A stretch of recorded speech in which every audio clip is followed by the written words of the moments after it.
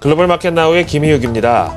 이 북한 관련 이 리스크를 어떻게든지 해외 시장 관점에서 찾아보려고 했는데 도저히 없습니다. 그때 북한 위협 때문에 월가가 하락을 했다, 이런 핑계성 제목이 나온 지 벌써 일주일 되고 있는데요. 그 뒤로는 월가나 미국이나 어떠한 이 리액션도 없는 상황이고, 또 심지어는 국내에 주재하고 있는 외국계 기업 주재원들에 대해서도 어떤 주의를 하라든지 경고를 하라든지 대피 계획이나 이런 게 자세하게 하달된 적이 없다는 거죠. 그래서 미국이 이렇게 의연한데 우리가 여기서 이렇게 너무 과민 반응할 필요가 과연 있는가, 좀 돌아보게 되는 이런 며칠이 지나왔는데요.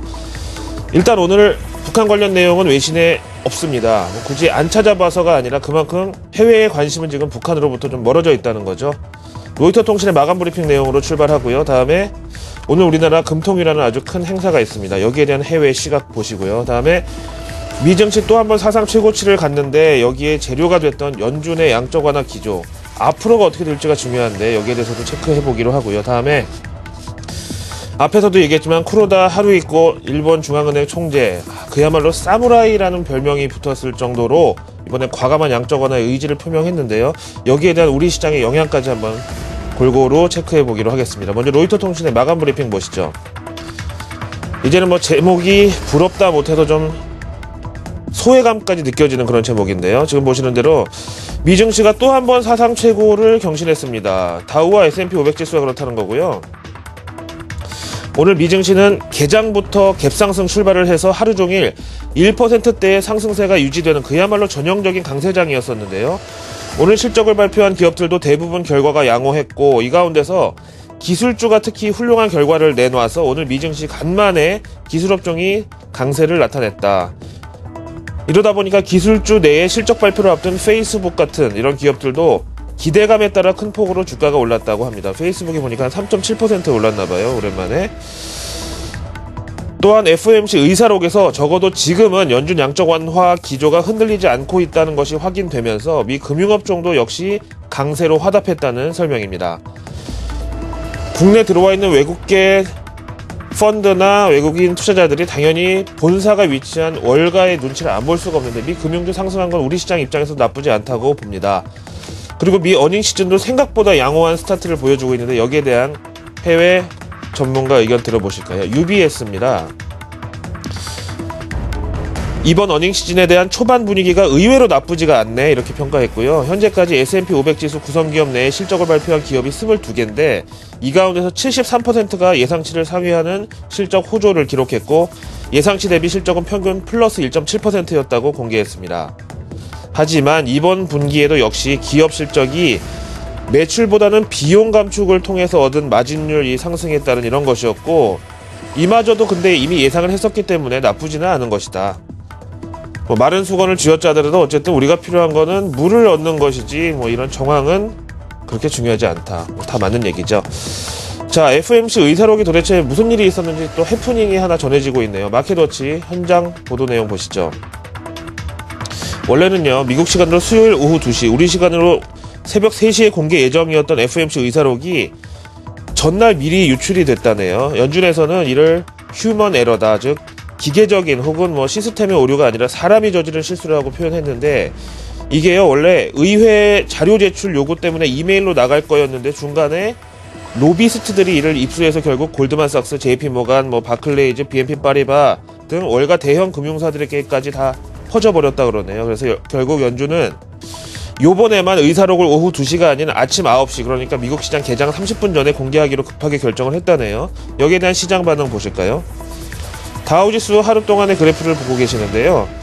보시다시피 갭상승 출발해서 하루 종일 1%대 상승률을 보이다가 막판에 약간 상승폭이 줄었지만 그래도 전형적인 강세장이 나타났고, 개장 전에 발표된 FOMC 결과가 시장이 보기에 나쁘지 않았었다는 거죠. 그럼 그 내용이 무엇이었는지 바로 넘어가겠습니다. 3월 FOMC 의사록, 속기록, 녹취 뭐든 다 되겠는데요. 쭉 내려가서 보시면은요, 먼저 현실 경기에 대한 진단에 있어서는요, 지난해 4분기에는 잘 아시다시피 미국 대선 총선도 있었고, 그 다음에 재정 절벽 얘기도 한창이었고, 이래서 4분기에는 약간 좀 불확실성 때문에 미 경제가 일시적으로 상승 탄력이 둔화가 됐었는데, 올 1분기에 다시 완만한 확장 국면으로 다시 턴을 했다, 이런 내용이고요. 다음에 제일 중요한 게 고용이죠. 연준 양적 완화에 있어서 항상 바로미터가 되는데, 고용도 올 2월 들어서 조금 좋아지는 듯 했지만 잘 보면 지난해 4분기 평균에 비해서는 구직 참여율이나 실업률이 아직도 조금 못 미치는 것 같다는 1분기 경기에 대한 평가가 나와 있고요. 그래서 이러저러한 이 판단으로 인해서 연준의 대응은 어떤 식으로 갈 것이냐에 대해서 밑에 얘기하고 있는데요. 그래서 결국 연준의 대응은 이런 식으로 모아졌다는 거죠. 보니까 벌써 한 4년째 똑같은 표현이라고 해야 되나요? 좀 지겨운데요. 고용 개선은 분명히 확인이 되고 있지만 실업률은 여전히 높다. 이 우리 엘리베이터 타고 올라가는 거, 그 엘리베이터인데 그 표현이잖아요. 여전히 높은 상태에 머무르고 있다라는 표현이고요. 이 한마디면 뭐 연준 양적 완화에 대한 의지 표명은 뭐 다 됐다고 봐야 되겠죠. 뭐 대신에 이번에는 이례적으로 주택시장, 미국 부동산 경기 회복세가 더욱 강화된 것으로 나타났다, 이런 점을 추가를 했습니다. 그 밑에 또 내려와서 보시면은요, 그래서 결국 연준 임원들이 동의한 사실은 무엇이냐, 이런저런 정황에도 불구하고 아직까지 좀 안심하기는 이르다. 그래서 이런 차원에서 동의한 게 400억 달러 연준 모기지 채권 매입 MBS, 그리고 450억 달러 만기 채권 매입도 계속 동의를 하자는데 동의했다. 중간에 연준의 이 현행 양적 완화에 따른 부작용 내지는 리스크를 좀 염려하는 사람들도 있었지만 그래도 그거는 나중에 토의를 하고 이번에는 일단 연준 양적 완화 기존 수량과 강도를 그대로 유지하는 것을 동의를 했다. 하지만 한 명의 멤버가 끝까지 반대를 하더라. 그래서 지금 보시는 대로 표결 결과에 따르면은 한 명이 반대표를 결국은 던진 것으로 나왔습니다. 이 정도면 시장의 평가로 한 80점 정도 성적을 받았다고 봐야 되겠죠. 버냉키 연준 의장 포함해서 12명 찬성에 1명 반대니까 뭐 수치로 따지면 90점 넘는다고 할 수도 있는데요. 원래 이 FOMC가 논란은 있어도 끝까지 반대하는 사람은 거의 없거든요. 그래서 이 한 명을 한 20점 마이너스로 봐야 된다, 이렇게 평가를 드리겠습니다. 여기에 대한 현지 전문가 의견 들어보시죠. 도이치뱅크의 수석 경제학자네요. 이번 연준 의사록에 대한 자사의 핵심 쟁점 3가지. 먼저 여러 연준 임원들이 양적 완화 리스크를 언급하긴 했지만 그래도 현재 미 경제의 견조한 회복세는 인정을 했고 긍정적인 톤이었다. 그래서 이에 따라서 연준은 향후 일정을 감안해서 어떤 시점이든 간에 앞으로 뭐 몇 달 후든 간에 양적 완화 축소에 대한 논의를 할 수는 있다는 점을 강조했다. 하지만 적어도 지난 3월 FOMC 당시에는, 그 시점에는 올해 말까지 현행 양적 완화 규모를 그대로 유지해야 된다는데 대체로 동의를 했다는 점이 시장을 안심시켰다. 잘 아시는 대로 뭐 연준의 이 프로젝션이라고 그러죠. GDP나 실업률이나 뭐 여러 가지 이 전망이 현 시점이 그렇다는 거고요. 또 이게 달라지는 경우가 많이 있고 미래에 대한 예측은 뭐 지금에서나 의미가 있다, 이런 차원이기 때문에 어쨌든 현재 연준 양적 완화 의지는 이번에도 역시 재확인이 됐고 재신임이 됐다, 이렇게 말씀을 드리겠습니다. 하지만 FOMC 의사록 사전 유출이나 뭐 연말까지는 어쨌든 돈을 더 푼다니까 지금 여기 고점이라고 하지 말고 더 올려서 더 사고 더 먹자, 뭐 이게 좀 누가 봐도 좀 비이성적인 과열의 조짐이 조심스럽게 좀 보인다고 할 수가 있겠네요.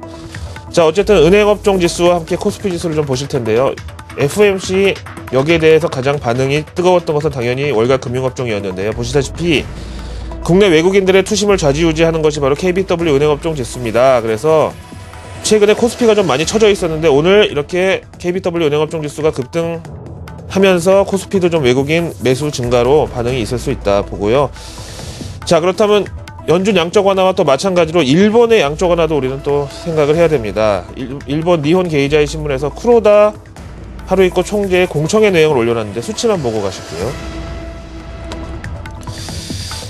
일본 중앙은행 총재는 니혼 게이자이 신문이 주최한 금융업종 종사자 30명과의 공청회에 참석한 자리에서 공격적인 양적 완화를 올해 가열차게 추진하겠다는 의지를 재확인했고, 이에 화답하듯 참석자들은 달러 대비 엔화 환율 100엔이 아니고 105에서 107엔, 니케이 지수는 현재 13,000 정도인데 15,000을 올해 결국 달성할 것이라는 컨센서스가 과반을 차지했다는 내용입니다.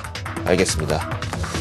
니케이 지수 15,000이요. 한번 얘기 나오기면 코스피 지수하고 함께 보시죠. 지난해 뭐 11월부터 보시다시피 누가 봐도 뭐 역동조화는 당연한 거고요. 니케이가 지금 이만큼 올라가 있는 상황에 코스피가 좀 처져 있는데, 오늘은 외국인들의 이 되돌림, 그러니까 너무 비중을 많이 줄여서 좀 비중을 채우려는 매수세 말고도 사실은 니케이가 좀 꺾여줘야지 코스피가 오를 수 있는 상황이 마련된다. 다음에 MSCI 한국지수 바로 가시면요, 보시다시피 이제 저점을 찍고 턴해서 오늘도 역시 1.91% 급등을 했고요. 어제 외국인 순매수 확인됐고요. 이제 외국인들도 대북 리스크나 이런 거는 아예 언급을 잘 안 하고 있고, 한국은행 금통위만 예상을 깨는 이런 결과가 나오지 않는다면은 오늘도 외국인들 매수세는 이어질 수 있다. 이렇게 말씀드리겠습니다. 로이터에서 서베이한 거 보니까요, 22명 중에 18명이 금리 인하를 예상한다고 나와 있었습니다. 글로벌 마켓 나우는 여기까지였습니다.